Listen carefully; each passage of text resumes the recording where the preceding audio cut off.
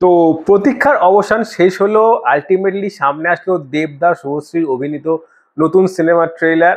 নতুন না, পুরনো সিনেমা ট্রেলার ধূমকেতু। নতুন অবশ্যই, কারণ দীর্ঘ 12 বছর, 12 বছর বা 9 বছর যাই হোক না কেন, তো 12 বছর ধরে আমরা সবাই 12 বছর বলছে কোনো না কোনো কারণে, কারণ সিনেমা শুটিং শেষ হয়ে তারপরে রিলিজ হওয়ার কথা ছিল হয়তো।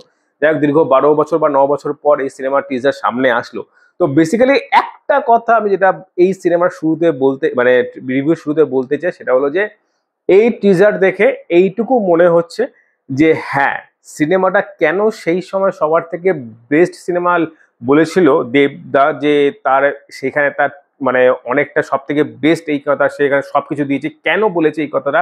প্লাস ভিএফএক্স এর কাজ থেকে শুরু করে যেভাবে যা ক্যামেরা কাজ দেখা গেল, বিশ্বাস করতেও অবাক লাগছে আজকের দিনে এরকম সুন্দর কাজ দেখা যাচ্ছে না। শুধু টিজার দেখে কথা বলছি, বাকি ট্রেলার সিনেমা যা হবে সেটা দেখা যাবে। শুধু টিজারেই কথা বলছি, মানে এইরকম সুন্দর ভিএফএক্স এর কাজ, এইরকম সুন্দর মানে গল্প, এইরকম সুন্দর। আর সত্যি কথা বলতে ভিএফএক্স এর কাজই, গল্পের কথা বাদই দিলাম, ভিএফএক্স এর কাজ যেভাবে সুন্দর করে তুলে ধরা হয়েছে, সিজিআই যেভাবে ব্যবহার করা হয়েছে, এক কথায় অনবদ্য লেগেছে আমার শুরু থেকে শেষ পর্যন্ত। মানে কোনো জায়গায় কোনো খামতি দেখলাম না আমি। আর সত্যি বলতে বাংলা সিনেমায় আজ থেকে 12 বছর আগে, এটা কিন্তু ভাবার বিষয়, 12 বছর আগে যে এরকম কাজ হয়েছে, আর সেটা কিন্তু ভাবার বিষয়, এটা থেকেই যাচ্ছে। প্লাস দেবদা কেন প্রত্যেকটা ইন্টারভিউতে, প্রত্যেকটা সিনেমার প্রমোশনে এসে কেন বলছে যে ধূমকেতু তার জীবনের সব থেকে সেরা সিনেমা, সেটা আমি টিজার দিয়ে খানিকটা আন্দাজ করতে পারছি। আর টিজারের পর এইটুকু বলতে পারছি যে গতকাল আমি একটা ভিডিও বানিয়েছিলাম যে দেবদাস শুভশ্রী একসাথে না আসলে সেই হাইপটা তৈরি হবে না, কিন্তু বর্তমানে ইউটিউবে এই সিনেমা আপাতত হ্যাশ ওয়ান ট্রেন্ডিং চলছে। কেন চলছে সেটা ধারণার বিষয়, কারণ 90s এর কিড যারা বাংলা সিনেমা ভালোবাসে তাদের কাছে দেব শুভশ্রী একটা ইমোশন, এবং সেই ইমোশনের জন্য কিন্তু আজকে হ্যাশ ওয়ান ট্রেন্ডিং করছে ধূমকেতু। এটা একটা মানে বড় একটা সুখের ব্যাপার। তবে এখন এইটুকু দেখে, টিজার দেখে মনে হচ্ছে টিজারটা যথেষ্ট মানুষের মনে হাইপ তোলার জন্য। আগস্ট মাসে মানুষরা আর বাকি সিনেমা দেখুক না দেখুক, কোনো কারণে মিস হয়ে যায়, ধূমকেতু তারা দেখতে যাবেই শুধুমাত্র দেব অ্যান্ড শুভশ্রীকে রোমান্স করতে দেখবে তার লাস্ট বারের মতো। তবে একটা কথা ঠিক, যদি এটার মধ্যে একটু যদি মশলা দিতে হয়, তাহলে আমার হিসাবে দেবদাস শুভশ্রী যদি একসাথে এসে সিনেমাটা প্রমোশন করে না, তাহলে একটু ঠেকাতে পারবে না, সিনেমাটা ব্লকবাস্টার হবেই।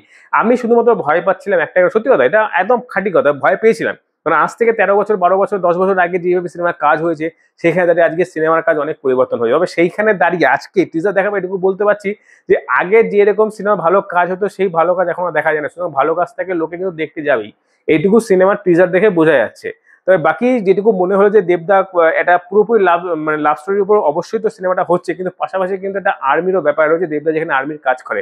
তবে সব থেকে যেটা ডিসগাইজ ব্যাপার মনে হলো, যে বুড়ো ব্যাপারটা, যেটা আমার মনে হয়েছিল প্রথমে, যে এখনো মনে হচ্ছিল যে দেখার সময় যে এটা হয়তো কোনো মানে মানে ফিউচার থেকে সে হয়তো কাউকে গল্প বলবে তার পাস্টের, কিন্তু এখন থেকে যেটা মনে হচ্ছে এই বুড়ো যে ব্যাপারটা, সেটা কোনো ডিসগাইজ ব্যাপার, কোনো সে জাস্ট ওটা মানে চাপিয়ে রয়েছে বাইরে দেখানোর জন্য, যে সে আসল চেহারা দেখাতে চাইছে না। কারণ রুদ্রনীলকে যেখানে এক জায়গায় শর্টে দেখা গেল যে সে বুড়ো দেবের সঙ্গে কথা বলে, সেখানে আরেক জায়গায় দেখা গেল সে ইয়ং দেবের সঙ্গে কথা বলছে। এবার বাকি ডবল রোল নাকি অন্য কোনো ব্যাপার রয়েছে, সেটা এখন ভাবার বিষয়, সিরিয়াসলি সেটা এখন ভাবার বিষয়। কারণ এই সিনেমায় অনেক কিছু কিন্তু রয়ে গেছে, অনেক কিছু রয়েছে যেগুলো জানার বিষয়। তবে হ্যাঁ, টিজারটা খুব ভালোভাবে কাট করা হয়েছে, ভিএফএক্স থেকে শুরু করে সিরিয়াস যেমন ভালো লাগছে, যেমন দেব শুভশ্রী কিছুটা মোমেন্ট দেখা গেল, সেটাও ভালো লাগছে। পাশাপাশি গল্পটা কিন্তু হালকা আদা খাপছে বোঝা গেল, যেটার জন্য মানুষের কিন্তু এক্সাইটমেন্ট বেড়ে গেল। কারণ এক্সাইটমেন্ট সেখানেই জাগে যেখানে গল্পটা মোটামুটি আধা খাপছে মনে হয়। তবে এই সিনেমার টিজারের কাটটা কিন্তু আমার বেশ সুন্দর লেগেছে। তবে আবারও বলছি একটা কথা, সেটা হলো যে সত্যি কথা, আগে সিনেমা ভালো হতো, খামোকায় ভয় পাচ্ছিলাম যে 10 বছর পর, 12 বছর পর সিনেমা, আগে সেটা লোকে সিনেমা দেখে না, কিন্তু বিশ্বাস করো টিজার দেখে আমার এইটুকু ভুল ভেঙে দিয়েছে।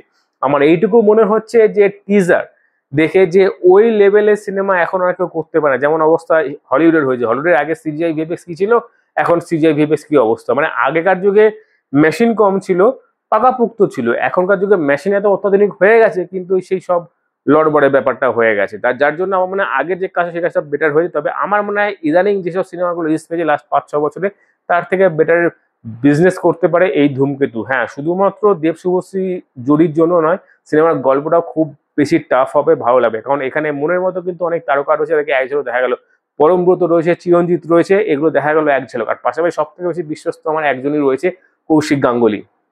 মানে এর থেকে বড় কিছু বিশ্বস্ত কিছু হয় না। তবে সেটা বলে ফার্স্ট টু লাস্ট অব্দি সিনেমার পুরোপুরি টিজারের যেটুকু দেখা গেল, গুজবাম্পের জন্য যথেষ্ট ভালো লেগেছে। একদম অন্যরকম কাজ হতে চলেছে। দেব শুভশ্রীকে লাস্টবার দেখার মতো কিন্তু দেখার জন্য কিন্তু একটা বিশাল হাইপ রয়েছে, এটা হ্যাশন ট্রেনিং দেখে বোঝা যাচ্ছে। তো বাকি এখন 14 আগস্টের অপেক্ষা, এবং তার আগে কিন্তু ট্রেলারের অপেক্ষা রয়েছে আমরা। তো বাকি তোমরা কি মনে করো এই সিনেমার টিজার দেখে অবশ্যই কমেন্টে জানাও। তো কারা কারা যাচ্ছে ধুমকেতুর ফার্স্ট ডে ফার্স্ট শো সেটা করে আনতে ভুলবে না। তো বন্ধুরা আজকে এই পর্যন্তই, দেখা পরের ভিডিওতে, টাটা বাই বাই।